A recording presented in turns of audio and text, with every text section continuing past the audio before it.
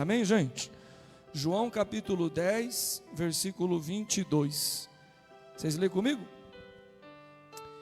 Vamos lá? Versículo 22. Deixa eu abaixar esse fundo musical aqui, vamos lá. É bênção, gente? Glória a Deus. Vamos lá?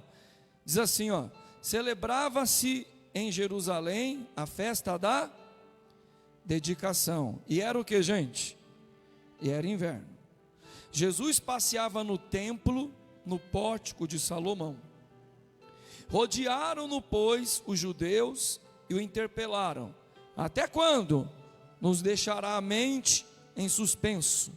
Se tu és o Cristo, dize-nos francamente. Respondeu Jesus: já vos disse, e não credes.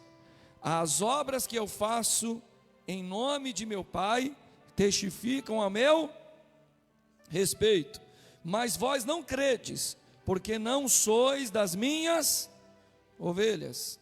As minhas ovelhas ouvem a minha voz, e eu as conheço, e elas me seguem.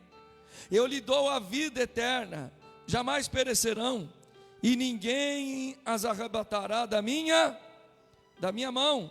Aquilo que o meu Pai me deu é maior do que tudo, e da mão do Pai ninguém pode arrebatar. Eu e o Pai somos um. Novamente pegaram os judeus em pedras para lhe atirar. Disse-lhe Jesus: tenho-vos mostrado muitas boas obras da parte do Pai, por qual delas me apedrejais? Responderam-lhe os judeus: não é por obra boa que te apedrejamos, e sim por causa da blasfêmia, pois sendo tu homem, te fazes Deus a ti mesmo. Replicou Jesus: não está escrito na vossa lei? Eu disse: sois deuses. Se ele chamou deuses aqueles a quem foi dirigida a palavra de Deus, e a escritura não pode falhar. Então daquele a quem o Pai santificou e enviou ao mundo, dizei: tu blasfemas, porque declarei, sou filho de Deus? Se não faço as obras de meu Pai, não me acrediteis. Mas se faço e não me credes, crede nas obras, para que possais saber e compreender que o Pai está em mim e eu estou no Pai. Neste ponto procuravam outra vez prendê-lo, mas ele se livrou das suas mãos. Novamente se retirou para além do Jordão, para o lugar onde João batizava no princípio, e ali permaneceu. Iam muitos ter com ele, diziam: realmente João não fez nenhum sinal, porém tudo quanto disse a respeito deste era verdade, e muitos ali creram nele. Diga graças a Deus. Ô Cleiton, faz um favor para mim, você joga de novo na live, porque o pessoal está vendo só o telão. O pessoal da live aí, ele está vendo só o telão. Às vezes o pessoal da live, quando eu não consigo ver, aqui eu estou pregando, aí quando acaba o culto eu vou ver os comentários, tem gente reclamando: está baixo o som. Aí eu escrevo lá: vem para o culto, que aqui está alto. Vem para o culto. Fala aí para o pastor que o som está baixo. Eu estou brincando, gente, porque às vezes não dá para a gente sempre estar na igreja, e aí a gente assiste a live. Aí eu falo: irmão, é que eu não tenho como. Você pode escrever, você pode gritar, que eu não vou ver nada, está no celular, né? Então o irmão está me ajudando lá, porque eles estavam lendo, o pessoal da live do Face e do YouTube estavam lendo, e agora eles estão me assistindo. Amém? Bom, eu quero trazer uma palavra para vocês hoje, e o tema da mensagem é: a expectativa correta ao Senhor Jesus Cristo. Ou não crie falsa expectativa a Jesus. Que é isso, pastor? Não criar falsa expectativa a Jesus? Isso, essa é a minha pregação de hoje. Às vezes a gente vai atender algumas pessoas na igreja, às vezes eu pego isso com casais, tá? Eu já ouvi de esposa que falou para mim assim: então, ele não é o que eu achei que era para ser.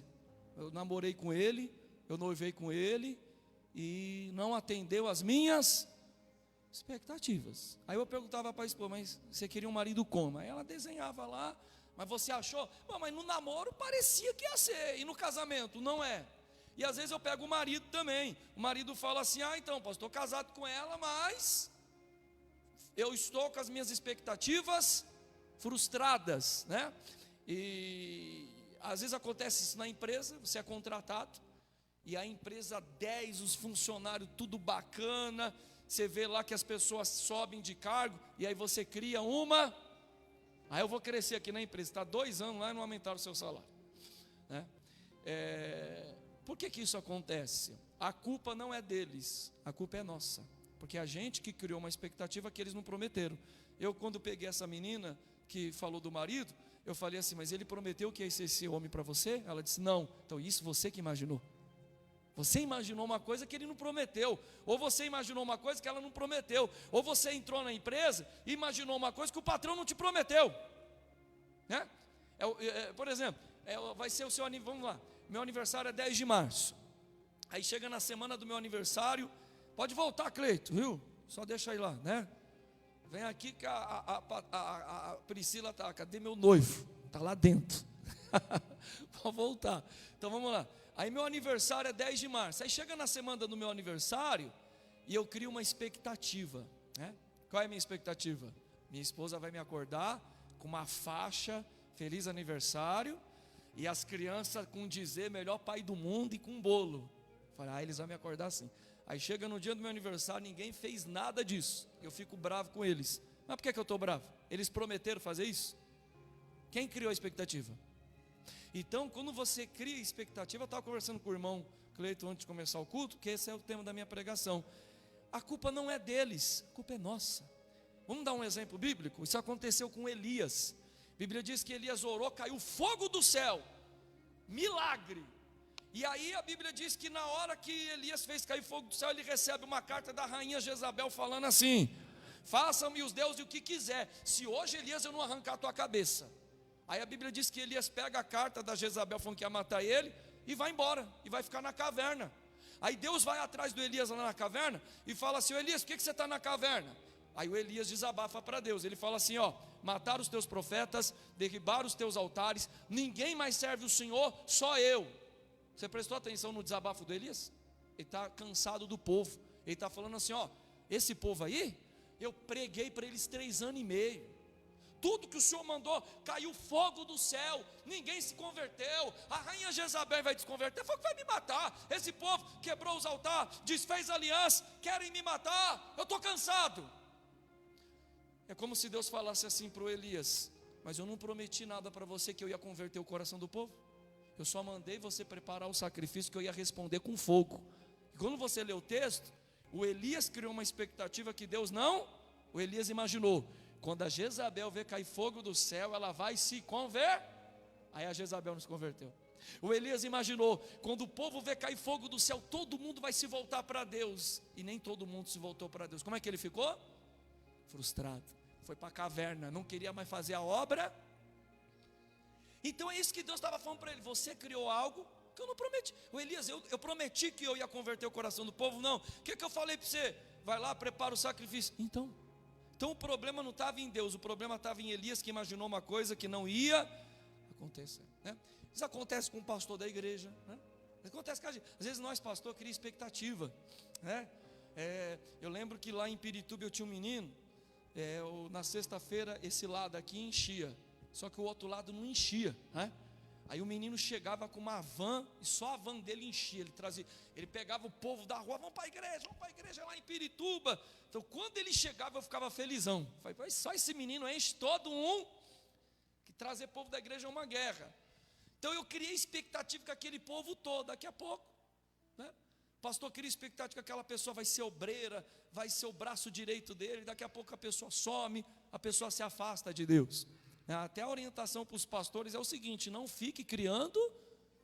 E às vezes as pessoas também, isso acontece às vezes com você que é mesmo. Por exemplo, alguém fala para você: conheci uma igreja lá, o negócio é Bíblia mesmo, dinheiro eles falam rapidinho no final, e dá atenção para todo mundo, vamos lá conhecer a igreja.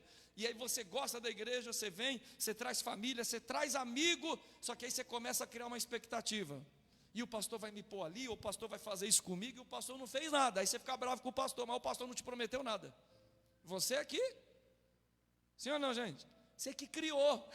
Então você vê como que é um problema interno. Isso no casamento, na igreja, no trabalho. Isso aconteceu com Jesus. Os judeus, imaginaram que Jesus era o Messias como ele era, só que eles queriam um Messias que ia resolver todos os seus problemas.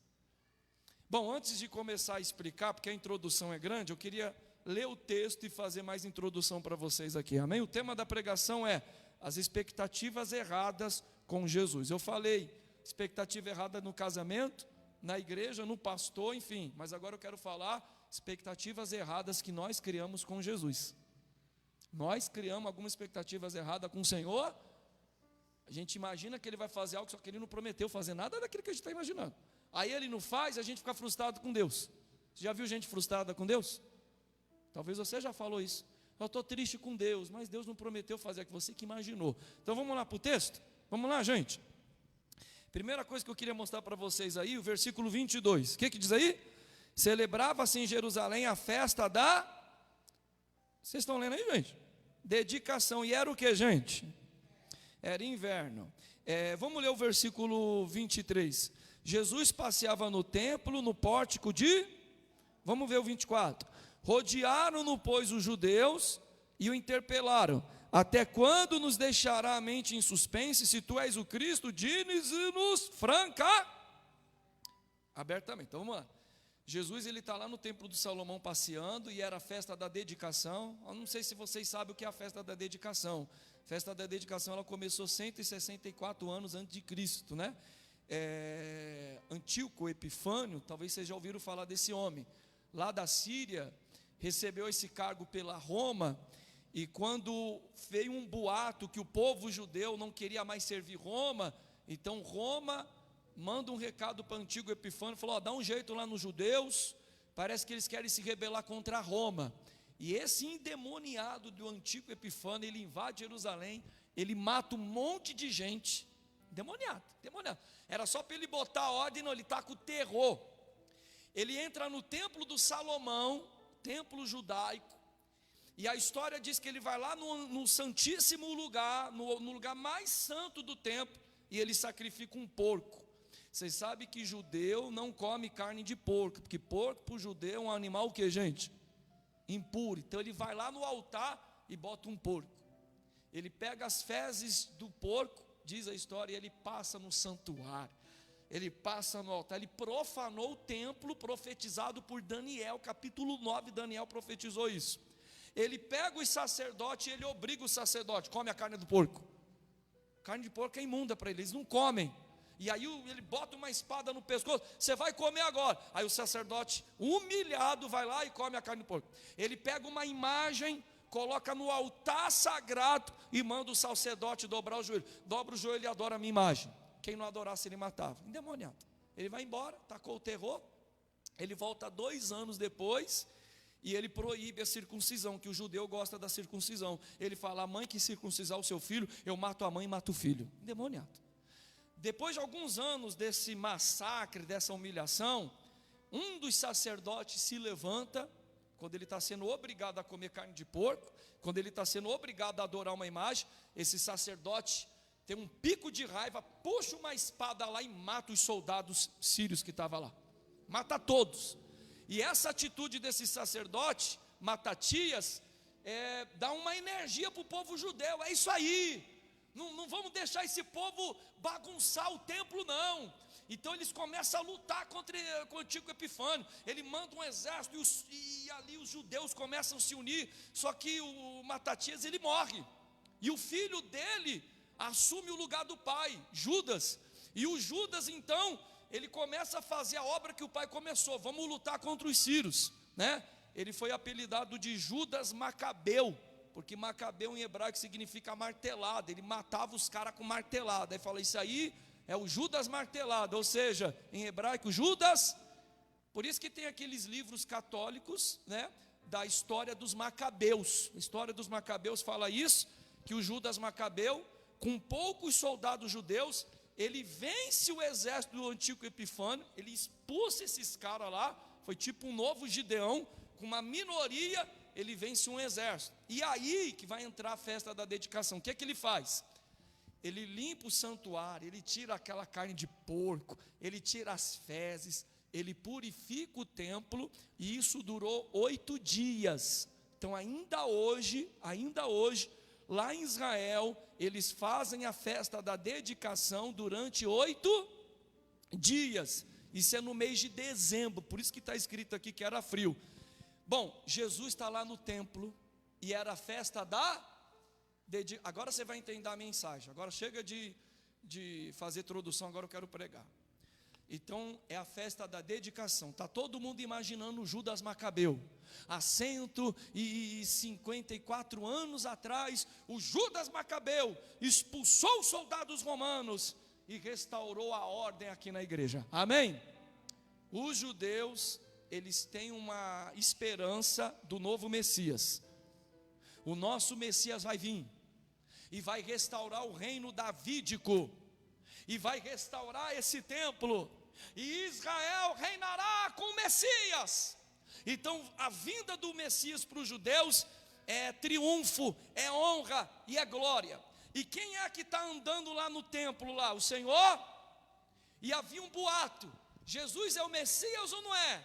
E aí eles pegam Jesus e falam: se tu és o Messias, fala logo se você é.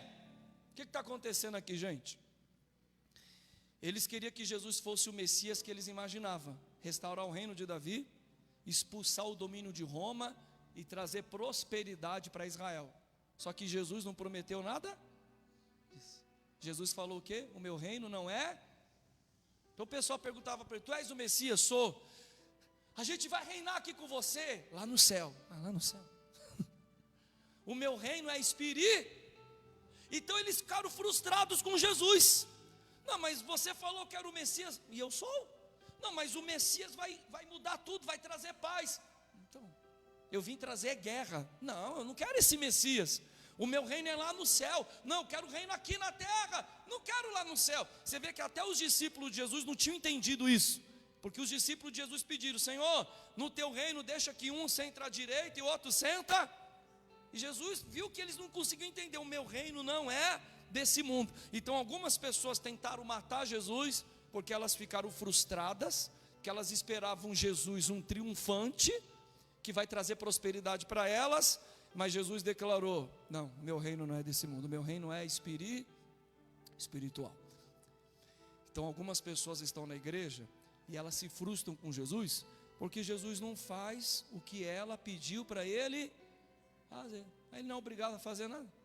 A missão dele aqui é salvar você. Diga graças a Deus. Segundo lugar, meus irmãos, olha comigo aí a resposta de Jesus. Vocês leu 25 comigo? Respondeu Jesus: já vos disse, e não... 25, tá? As obras que eu faço em nome de meu Pai testificam a meu respeito, mas vós não credes porque não sois o que, gente? Então o pessoal perguntou para ele assim: você é o Cristo? Fala logo se você é o Messias. Aí Jesus disse: eu já falei, vocês não creram. Eu falei que eu sou o Messias, vocês não creram. Eu curei um cego de nascença, que só o Messias pode curar, vocês não? Olha as obras que eu estou fazendo, vocês não creram. Então tem gente que ela está ouvindo a mensagem, ela está vendo o agir de Deus e ela não consegue o que, pessoal? Ela não consegue crer. A resposta de Jesus é essa: sabe por que vocês não crê? Porque vocês não são as minhas. Então esse povo que não creu, eles viram o milagre, eles ouviram a mensagem, mas eles não conseguiram crer. Isso me remete a dizer o seguinte para vocês: que a obra de convencer um homem do pecado é do Espírito Santo. Você pode ouvir ótimos sermãos, você pode ouvir ótimas explicações. Se Deus não abrir teu coração, você não vai se arrepender do teu pecado. Se Deus não abrir os seus olhos e os meus, você vai continuar com uma venda nos seus olhos. Você não vai conseguir entender quem é o Senhor Jesus Cristo. Amém, gente? Bom, depois dessa resposta que Jesus diz: vocês não creem em mim, porque vocês não são as minhas ovelhas. Jesus então, ele vai tratar das ovelhas dele. Amém, gente? Mas antes dele tratar das ovelhas dele, olha para mim aqui só um instante. Jesus falou assim para os caras aqui, sim, Cícero. Jesus disse assim: eu fiz milagre e vocês não creram. Jesus falou assim: eu preguei as mensagens e vocês não. Sabe o que Jesus está dizendo? Mesmo eu fazendo um milagre, vocês não conseguem crer. Todos os milagres que Jesus fez na Bíblia, e ele faz ainda hoje, são milagres temporais e incompletos. Todos os milagres de Jesus foram milagres incompletos. Que isso, pastor? Pois é. Lembra da mulher do fluxo de sangue? Ela tocou nele e a hemorragia, Jesus curou ela da hemorragia, mas Jesus não trouxe o marido dela para casa de volta, porque por conta da hemorragia ela perdeu o casamento. Jesus não restaurou o casamento dela. O cego Bartimeu, ele era cego e mendigo. Aí Jesus abriu os olhos e ele voltou, mas Jesus não arrumou um emprego para ele. Agora, ele ressuscitou o Lázaro. Lázaro estava lá cheirando mal, vem para fora, o cara ressuscitou, mas o Lázaro morreu depois. A mulher do fluxo de sangue está morta. O cego Bartimeu está o que, gente? O cego de nascença está o que? Lá em Marcos 2, o paralítico que entrou pelo telhado, Jesus falou, levanta, ele saiu pulando. Esse paralítico está como, gente? Ele está morto. Então todas as pessoas que receberam o milagre de Jesus, todas elas estão, ou seja, o milagre dele foi um remendo, o milagre dele foi temporal. Ou seja, a mensagem de hoje é o seguinte: Jesus veio fazer algo maior, porque ele pode curar você, ele pode abrir uma porta para você, só que tudo isso vai acabar. Que dia? No dia do seu velório. Tudo isso vai acabar. Então ele veio salvar você da condenação da morte. Ele veio trazer vida eterna para mim e para você. Ele veio fazer algo maior do que você espera. Diga graças a Deus. Amém, gente? Bom, Jesus então vai falar quem são as suas ovelhas. Vamos ouvir? Quem são as ovelhas de Jesus? Foi essa palavra que Deus tratou no meu coração essa semana, e eu quero dividir com vocês. Vamos lá. Bom, quem não é ovelha, não ouve e não crê. Como é que eu faço para ser ovelha? Olha aí o versículo 27. Em primeiro lugar, as ovelhas ouvem a voz do seu pastor. Vocês leu 27 comigo? O que é que ele diz? As minhas ovelhas ouvem a minha. Louvado seja Deus por isso. Jesus olhou para os caras e falou assim: vocês não creem em mim. Sabe por que vocês não creem? Vocês não são minhas. Aí ele diz: as minhas ovelhas ouvem a minha voz. Eu não sei como que aconteceu com você. Se você pegou um panfleto na rua e lá tinha um versículo bíblico e aquilo queimou no teu coração. Eu não sei se foi uma pregação, um sermão que você sentou e depois que o pastor pregou aquele sermão, seu coração se abriu e você falou: quero me entregar para o Senhor Jesus. Eu não sei se foi um louvor, você estava ouvindo uma música evangélica e tinha um versículo bíblico naquela música e a palavra daquele louvor entrou no céu. Mas eu sei que um dia você ouviu a voz desse pastor, e quando você escuta a voz dele, você não consegue dizer não para ele. Eu dei o exemplo do Luciano Carmago semana passada, deixa eu repetir o exemplo dele dessa semana de novo. Que ele deu uma entrevista lá com o pastor César, eu assisti a entrevista todinha, e ele estava falando que desde 2016 ou 2017, ele frequenta-se ele de vez em quando na igreja presbiteriana de Pinheiros, lá em Alphaville. Ele ia, depois não ia, ele falou, eu ia, mas não tinha compromisso nenhum. E ele disse, falou assim, eu vou tirar minha mulher dessa igreja. Falou assim, eu quero que você me acompanhe nos shows. Então vai ter show no Espírito Santo, vai ter em Minas Gerais. Aí a mulher dele não conseguia estar domingo na igreja. Ele falou, vou tirar minha mulher da igreja. Ele falou, mas mesmo eu não deixando ela ir na igreja, porque ela estava do meu lado e eu não paro de fazer show, lá nos hotéis, minha esposa estava orando com a Bíblia na mão. Ela não deixou de ter comunhão com quem? Com Deus. Só que um dia esse Luciano Camargo ouviu a voz de Deus. Ele assistiu vários cultos. Ele disse que teve um culto que o pastor estava pregando, que ele queria ir embora. Ele só não foi porque a mulher e os filhos estavam na igreja. Mas um dia ele falou, um domingo eu estava lá, e veio a palavra, pá! Eu ouvi tanta pregação, mas naquele dia pegou em mim. O que aconteceu com ele, gente? Ele ouviu a voz de quem? Cara, quando você ouve a voz de Deus, ele falou, naquele dia acabou o culto, eu falei, pastor, como é que eu faço para me batizar nas águas? Deus falou com ele. E era o mesmo pastor que ele ouviu a pregação no outro domingo e queria. Você vê a obra do Espírito Santo? O cara se converteu de uma forma que ele falou lá para o pastor César assim, ele falou, César, a minha alegria está no domingo na igreja. Quando não dá para mim estar no domingo, eu fico mal de verdade, eu choro. Tem domingo que realmente não dá, mas na hora que a minha igreja está na live, eu boto a live lá. Ele ainda faz show com o Zezé. Ele faz. Ele falou, vamos cantar música sertaneja, eu não estou pecando. Ele disse que às vezes ele está lá com o Zezé, ele pera só um pouquinho que o meu pastor está pregando agora. Você vê a sede que o cara tem por quem agora? Está aquele homem que queria tirar a mulher da igreja, um dia ouviu a voz de Deus. E ele disse, a melhor parte do meu domingo é estar lá no culto, junto com os irmãos da igreja. Jesus disse, as minhas ovelhas ouvem. Um dia você estava perdido lá fora, você ouviu a voz dele. Você está aqui na igreja, ele chamou você. Não foi a voz do pastor Alexandre, foi a voz do Espírito. Diga graças a Deus. Amém? Segundo lugar, olha que coisa linda, gente. Eu amo esse texto aqui. Jesus conhece suas ovelhas. Vocês podem ler o versículo 27? As minhas ovelhas ouvem a minha voz e eu as conheço. Jesus conhece cada uma das ovelhas dele. Ele chamou Zaqueu pelo nome. O Zaqueu subiu na árvore para ver ele. Ele falou, Zaqueu, desce depressa. Você sabe o meu nome? Ele sabe o nome de todas as suas. O Simão Pedro, antes de ser Pedro, era chamado Simão, está lá pescando. Ele fala, Simão, quem é você? Eu sou Jesus de Nazaré. Mas quem te falou meu nome? Querido, antes de você nascer eu já te conhecia. Jesus disse, eu conheço as minhas. Ele conhece você de que forma? Profundamente, pessoalmente e amorosamente. Ele conhece você em tudo. Ele sabe quando você está estressado, seus medos, suas preocupações. Ele disse assim, eu conheço as minhas ovelhas. O pastor te conhece aqui, esteticamente. Eu conheço você quando você está aqui, alguns eu conheço há mais anos. Mas esse pastor Jesus conhece tudo de você, sabe toda a sua vida. Louvado seja Deus por isso. Nós servimos um pastor que nos conhece.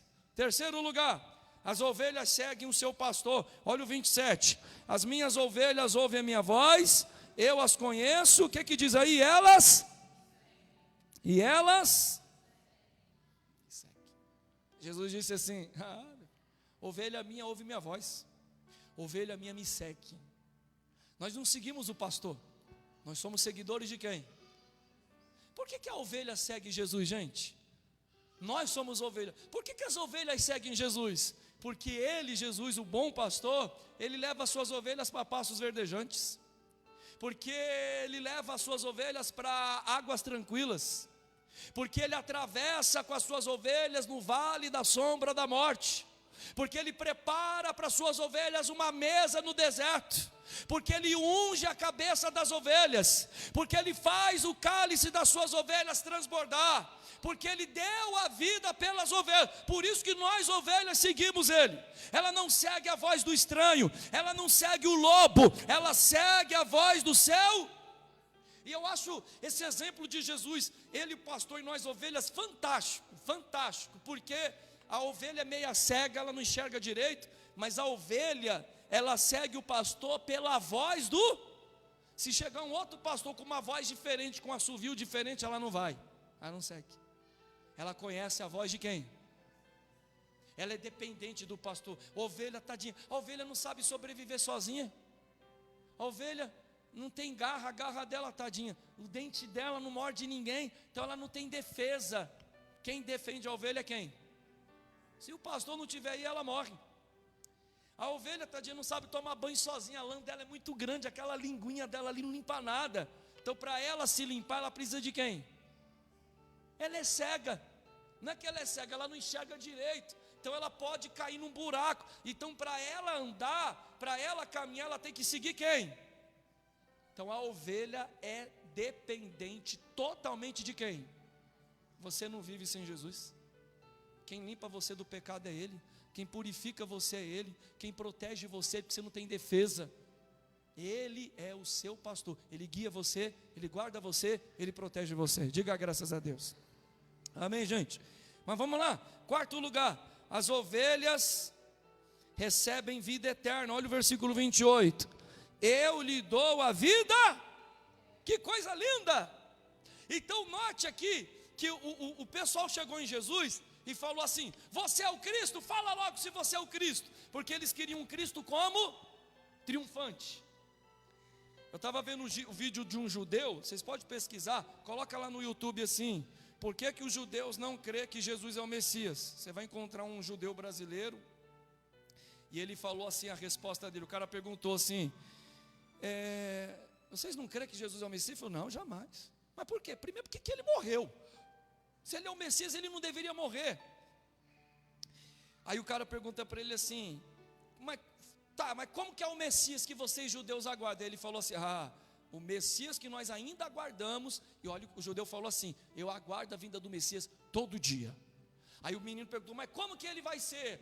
Ele vai restaurar o reino de Davi, ele vai construir o terceiro templo, ele vai trazer a paz mundial, ele vai restaurar o reino aqui em Israel, ele vai resolver o problema do mundo todo. Ele descreveu o anticristo, que o anticristo vai fazer tudo. O anticristo vai nascer lá em Israel, ele vai trazer a paz mundial, e aí o povo de Israel vai achar que o anticristo é quem, gente? Jesus. Desculpa, eles vão achar que o anticristo é o Messias. Aí o povo judeu lá em Israel vai falar, o Messias chegou. O mundo vai acreditar que ele é o Messias. Os únicos que vai saber que ele não é o Messias é quem? Quem é que vai falar que ele não é o Messias? É quem, gente? Você e eu. Ou você duvida que Jesus é o Messias? Então o mundo todo vai falar, aqui está o Messias. E os cristãos vão falar, ele não é. O que é que vai acontecer com nós? O que é que vai acontecer com a gente? A gente vai ser perseguido, porque Israel e o mundo todo está falando que o anticristo é o Messias. Só a igreja. O que Jesus falou? Eu conheço as minhas ovelhas ouvem a minha voz e me seguem. Quem é a ovelha de Jesus segue Jesus, não vai seguir falso anticristo não. Amém? Falso Messias. Então aí Israel e o mundo falando que o anticristo é o Messias, aí vai sobrar para nós, irmão. Aí vai ser perseguida a igreja, e aí vai ser a caça aos cristãos. Aí que vai vir a grande tribulação para a igreja. Então eles esperavam que Jesus falasse assim, eu vim trazer a paz mundial, eu vim restaurar o reino de Davi. Aí Jesus falou assim, eu vim dar vida eterna. Mas eu não quero vida eterna, eu quero hoje. Jesus veio atender mais do que as suas expectativas. Ele veio te dar vida. Deixa eu falar uma coisa para você aqui. Olha o presente que Jesus deu, talvez vocês não tenham noção. A gente viu semana passada a morte do Silvio Santos. Eu achei lindo o jeito que ele foi sepultado, que ele é um judeu, que na lei judaica os judeus têm que ser sepultados de uma forma simples, para mostrar que todos são iguais diante de Deus. Só que ele ainda não foi sepultado como um judeu deve ser mesmo, que o judeu na raiz, ele não bota caixão não, ele enrola num lenço lá e joga na terra. O Silvio Santos ainda teve caixão, porque aqui no Brasil, né, pela ordem sanitária, não pode fazer assim. Mas vamos lá, quando você morre, acabou, sim ou não? Imagine um jogo de futebol, deu 90 minutos, o que o juiz faz?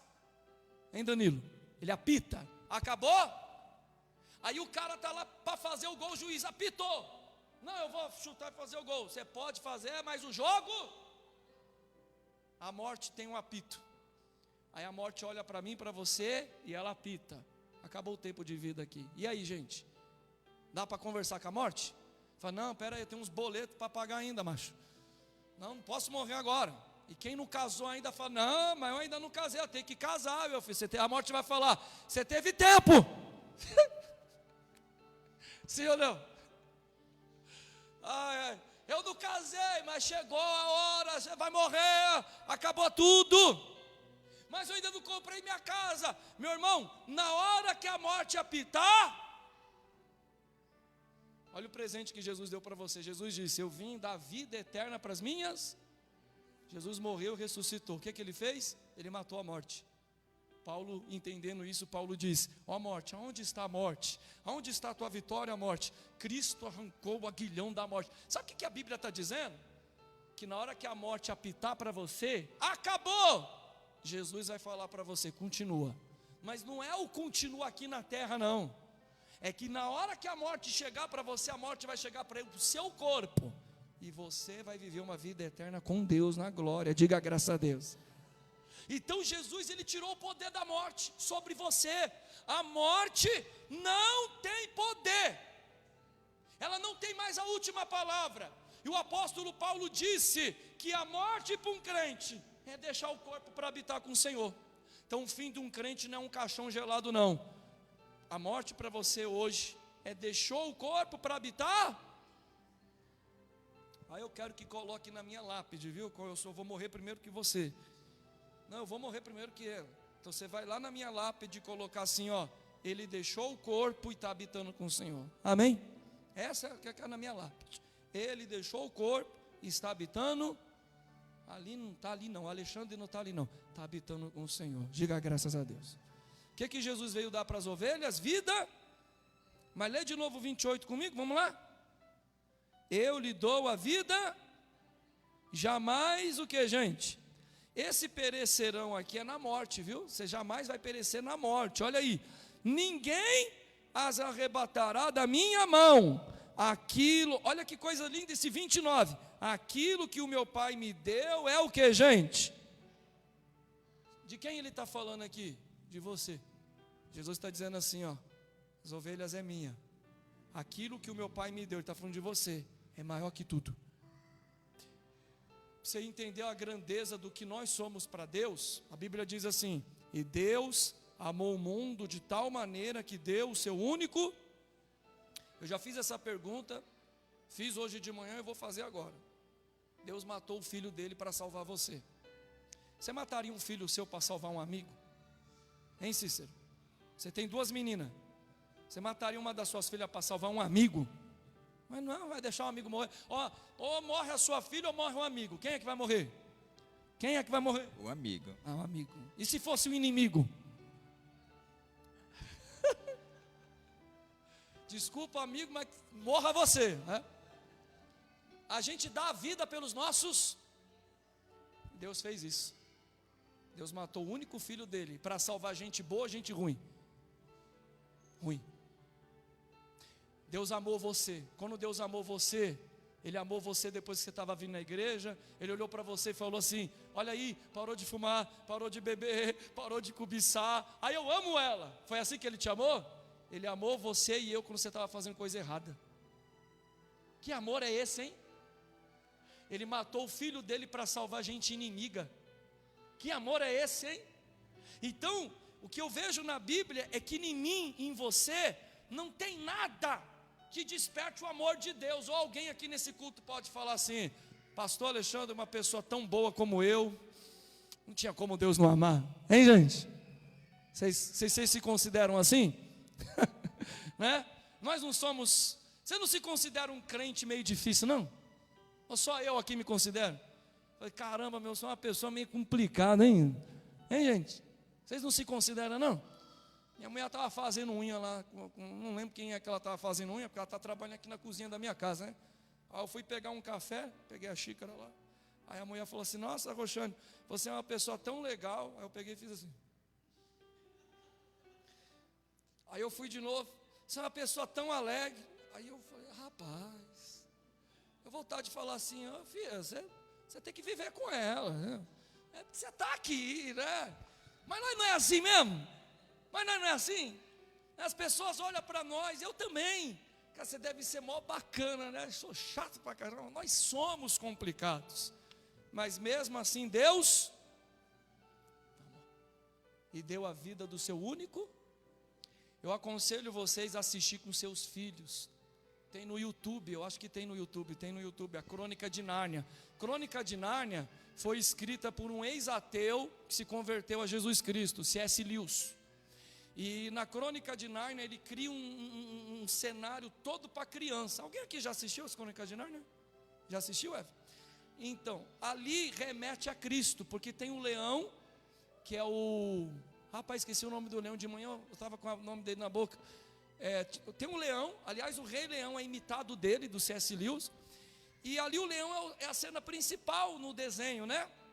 E são 4 irmãos. E tem um Edmundo. O Edmundo faz pacto com a bruxa. O Edmundo trai os irmãos. O Edmundo é um menino dos irmãos que faz tudo. Aí tem a cena que a bruxa chega lá para o leão e fala assim: ó, tem uma lei, e aquele que descumprir a lei tem que vir comigo. E o Edmundo descumpriu, praticou feitiçaria. Aí a irmã do Edmundo chora, aí o pessoal olha: mas por que você fez isso? E o menino só fez coisa errada no filme. Aí o leão chega para a bruxa e fala assim: ó, eu quero salvar o Edmundo.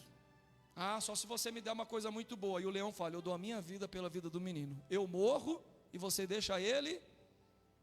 Na hora que os meus filhos viu essa cena, Eu falei: Isaac, você acha certo o leão morrer no lugar do Edmundo? O Isaac falou: não, quem tem que morrer é o Edmundo, pai. Ele traiu os irmãos dele, ele fez coisa errada. O Davi ficou com uma raiva do menino. O Davi: não, a Melissa chorou. Não, mas o leão é o bonzinho, quem tem que morrer é o Edmundo, pai. Aí nascendo o leão morre, e depois o leão ressuscita. Aí meus filhos ficou felizes. Ele ressuscitou.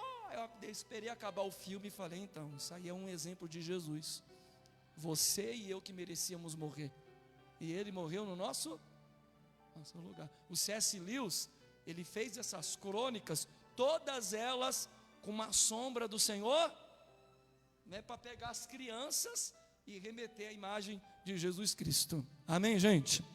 Bom, o versículo 29 eu encerro com vocês. Vamos ler de novo?